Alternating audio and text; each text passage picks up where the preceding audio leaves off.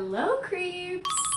Andy here, and today I have maybe one of the best book hauls to date. I'm very excited for it. I've been buying books over the past, I don't know, few weeks, and so I thought I would do another haul for you. I also have some P.O. Box stuff and some other stuff, but these are not books from my used bookstore, so they're not older books like most of my book hauls are. These are all from Barnes & Noble. Some of them are recommendations that you guys have given me, and then some are books that I just found that I thought were interesting. So let's get into it. The first thing that I have here is The Martian Chronicles by Ray Bradbury. And this one just says, in The Martian Chronicles, Ray Bradbury imagines a place of hope, dreams, and metaphor, of crystal pillars and fossil seas, where a fine dust settles on the great empty cities of a vanished, devastated civilization. Earthmen conquered Mars and then are conquered by it, lulled by dangerous lies of comfort and familiarity, and enchanted by the lingering glamour of the ancient, mysterious native race. In this classic work of fiction, Ray Bradbury exposes our ambitions, weaknesses, and ignorance in a strange and breathtaking world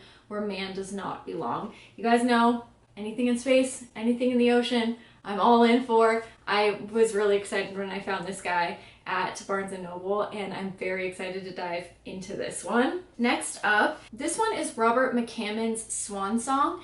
I have heard recommendations to read this author and specifically this book in real life, on the internet. You guys, I mean, I've heard a lot about this book, but to be honest, every time that I've read the back, it just doesn't seem like a book for me.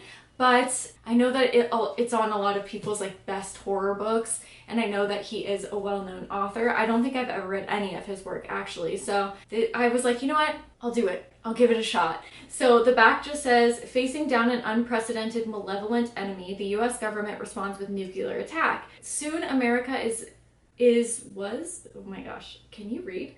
Soon America as it was is gone forever, and now every citizen from the President of the United States to the homeless on the street of New York will fight to stay alive. In the wasteland born of rage and fear, populated by monstrous creatures and marauding armies, Earth's last survivors are drawn into final battle between good and evil, which will decide the fate of humanity. And then it gives a few people: Sister, who discovers a glass artifact, Joshua Hutchins, who's a pro wrestler, Swan, a young girl that has special powers.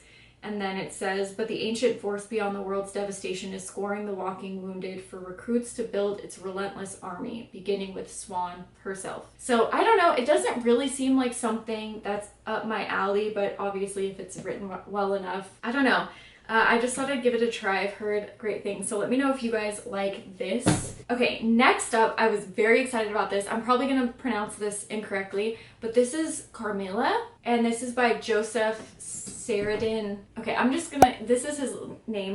I think he's a Irish writer, so I know I'm pronouncing this incorrectly, but this, I believe, is the book in which Dracula was inspired. It predates Dracula, and it's about, I think actually there's a description. It says, isolated in a remote mansion in the central European forest, Laura longs for companionship until a carriage accident brings another young woman into her life, the secretive and sometimes erratic Carmilla. As Carmilla's actions become more puzzling and volatile, Laura develops bizarre symptoms, and as her health goes into decline, Laura and her father discover something monstrous. It just says that, yeah, it was one of the sources for Bram Stoker's Dracula. It was originally serialized from 1871 to 1872 and went on to inspire a lot of different things. So I am really excited to read it. It's obviously more of like a little novella. It's pretty short, and there are some cute little pictures in here too. I don't know why I love pictures in my books. I guess I'm still 5. Yeah, and I just love the cover of the bats. I'm very excited to read this. So you know I will be reading this book and doing an entire video on it soon. So I'm very excited about that. And I've got to show you these. I'm so excited. So all the bookmarks that I use are the little magnetic ones because I like to know where I stop, because I don't always stop in a chapter or whatever. So first I found these. These are monsters. And we have Dracula, the Mummy, the Werewolf, and Frankenstein. And these are very, very cute. I mean, I wish that the Creature from the Black Lagoon was in there, but it's okay. They're so cute. They're little cartoon ones. And then I saw this. And if you guys know me, you know how excited I am about this. They're the Golden Girls. You have all of them. You have Dorothy, you have Blanche, you have Rose, you have Sophia, everyone. I can't even put into words how much I love this. And actually, now that I'm looking at it, this is actually a sweater that Rose wears in the series. The only thing that I don't like is that Sophia's glasses are pink. I know at one time she got a different prescription. Okay, this is turning into a Golden Girls fan video. But anyways, thought these were so cute. Barnes & Noble, pick them up if you guys are interested. I will try to link them down below if they have them on their website. Now, let's take a little break in between the books and do some P.O. box stuff. First, I wanted to show this. I don't know if they like sell these. I'm not sure. I've got to look more into this, but they're Frightmark bookmarks. But I don't know if they have like an Instagram or a place that you can buy them. But I think that these are really cute. So they're called Frightmarks, and they just have little cool pictures on it. Like this one's obviously my favorite, the little pumpkins. This one, just a creepy silhouette. But then on the back, there's like a little story for each of them. So I thought that that was such a cool idea and so fun. Like I said, I'm not sure if you can buy these anywhere. If the person who made them watches this, please let me know, leave a comment. I just thought that this was such a cool idea. It's like a story on the back of your bookmark to hold your other stories. And then next up I have this. This is The Haunting of Nicolas Cage, and this is a novella by Marco Minone. Is that how you pronounce it, Marco? But Marco actually sent me this, so thank you very much, Marco. And I am very excited to read this. I haven't read any of his work yet. We do, you know, follow each other online, but I saw this coming out and I'm like, this looks so fun. And so he sent me a copy, and so I get to read it and review it to you. This will be coming up soon, but I just have like a list of books that I have to get through for a different video before I touch this. But I promise you this will be coming up in a video. But it says, most men buy a sports car or get tattoos during a midlife crisis. Hold on, my cat's in the closet. Morella. Well, what are you doing in here? Sorry. Okay, so back to the book. It says, most men buy sports cars or get a tattoo during the midlife crisis. Nicolas Cage bought the most haunted house in New Orleans. On the verge of bankruptcy, Nick sequesters himself inside the infamous La Lorraine mansion in an effort to reinvent himself as a writer. But inspiration doesn't come easy, and he soon finds himself getting more than he bargained for when his life's dark past reaches into its present to reclaim his soul. Filled with macabre humor and existential terror, The Haunting of Nicolas Cage is an almost true story about a man coming to terms with his fame and fear. So this just sounds like a fun read. I promise to do another video on this. Thank you, Marco, for sending it. Okay, next up here, I'm gonna have to get scissors or something. Oh, okay, so this was sent to me by Liquid IV. This is the Hydration Multiplier Electrolyte Drink Mix. I've heard a lot of people talk about this. And yeah, I'm interested to try this. They sent it to me and they actually did give me a code. Let me get the code in a second. This is a lot. Oh, they're different flavors. This one's lemon lime. Lemon lime is my shit. This one's acai berry, passion fruit, and this is strawberry. Interesting, a lot of different flavors. Let me know if you guys have tried this. Oh yeah, let me grab the code. Oh, can she reach it? Oh, yes she can. Oh, it says, your followers can use code AndaKentAuthor and they will receive 25% off our website plus free shipping. That sounds like a good deal. If you guys want to try Liquid IV and you guys want 25% off, I'll leave the link and the code and everything down below. That's really nice. Thank you so much for sending me that. I'm very excited to try it. I'm sure my husband will be too. He could have used it this weekend when he maybe drank a little bit too much. Back to the books. Okay, so first off, I wanted to go to Target to get a journal, but I was trying to find something, not a journal. Well, I needed a journal to write because I'm almost done with the journal that I'm working on now. But I also needed a book that I could write down different stuff for stories, different characters and things like that, because I'm like really trying to get back into my writing again now that we're settled into the new place. The first one that I saw was this, and I'm like, this is a journal for me. This is awesome. This was from Target. I really like the colors on it, black and white, whatever pattern that is. Can I even open this? This is tied very tightly. Dude, who tied this? The fucking Hulk? One skill that I have is untying very small knots. It's not much, but it's something. Anyways, but then I opened it and it's animal print on the inside. I'm not a big fan of animal print, but I still think it's cute and I still think that I will use it as a journal. And then I went to Walmart and then I saw this. And I don't know why, but I think that this is the coolest journal ever. So I think I might actually use this for my next journal. It feels like a very good quality, heavy journal. It's nice. And then the front's very nice. It's like a suede-y kind of material. And then I don't know what these are, if they're like dandelions or what. I would have liked it better if it was just plain green. But I really like this one. I think that this one's really cute too. I think they were both probably like $8 or something like that. And then here are the last few things that I got. So I got this one, From Below by Darcy Coates. This one says, years ago during a routine voyage, the SS Arcadia vanished without a trace.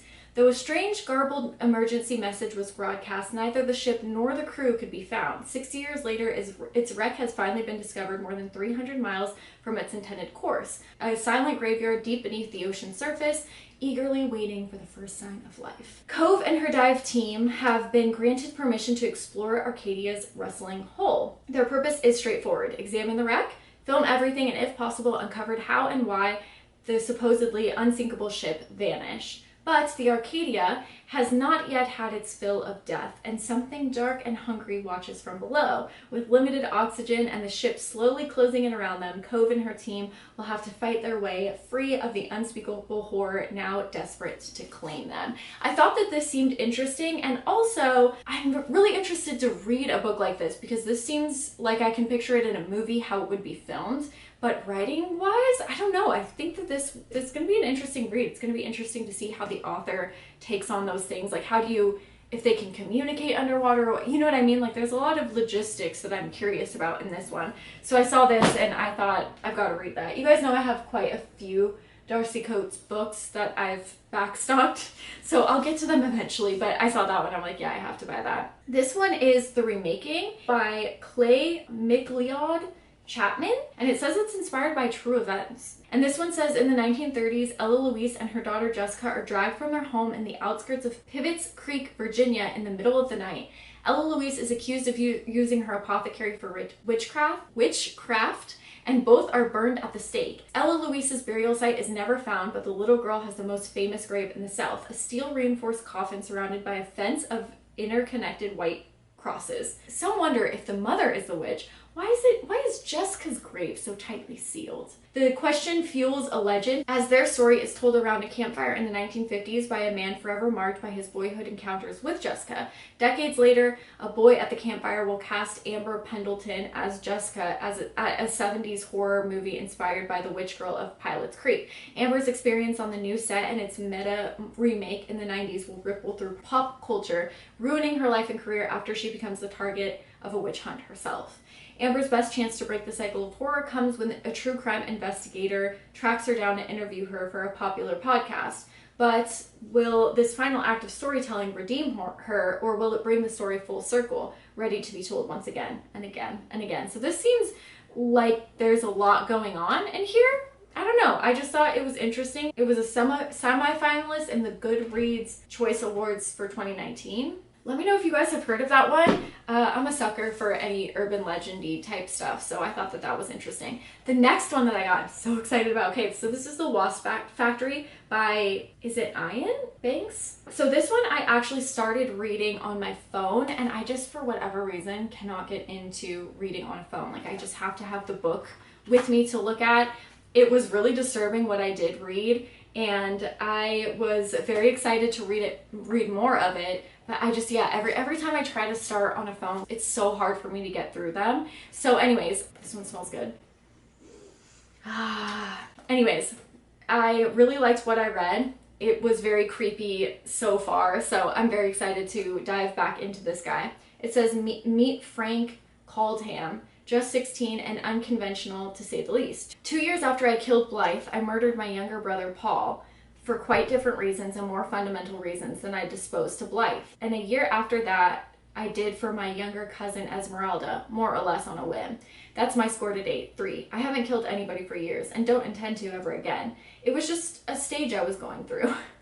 The next guy that I have, I finally did it, guys. I finally picked it up, House of Leaves by Mark Danielewski. And this, I don't know, I was really interested because when I read this, I Googled this and it said that it was handed down as a stack of papers and then finally published. So I don't really know. I'm very intrigued to read this, but if you guys haven't taken a look in it, it's definitely not written the way that a normal book is. There's a lot of like pages that are weird and missing and upside down, and it seems more like an experience than anything. So let's see if there's a description in here. It says, years ago when House of Leaves was first being passed around, oh yeah, okay, I didn't Google it. I read it in the book cover. I'm an idiot, sorry. Anyways, it says first being passed around. It was nothing more than a badly bundled heap of papers, parts of which would occasionally surface on the internet. No one could have anticipated the small but devoted following this terrifying story would soon command. Starting with an odd assortment of marginalized youth, musicians, tattoo artists, programmers, blah, blah.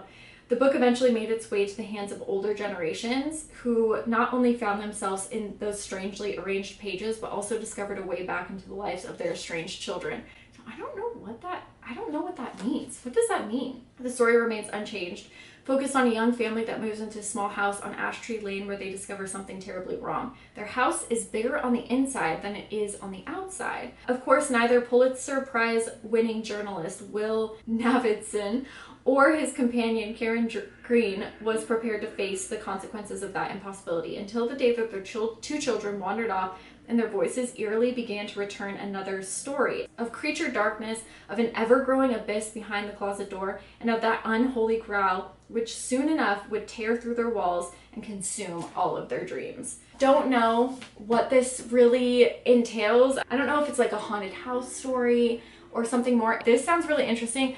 Let me know if you guys have read that one, what you think. Actually, let me know what you guys think about all of these books. Again, the link to Liquid IV and the code will be linked down below. Yeah, this was a great haul. Very excited to read all these books. Now I have to like hurry up and get through the next few books that I'm reading because I have an entire 2 bookshelves filled with the book that I want to read next. So I gotta get on it. So I'm gonna go read. I hope you guys enjoyed this video and I will see you soon with another one. Bye guys.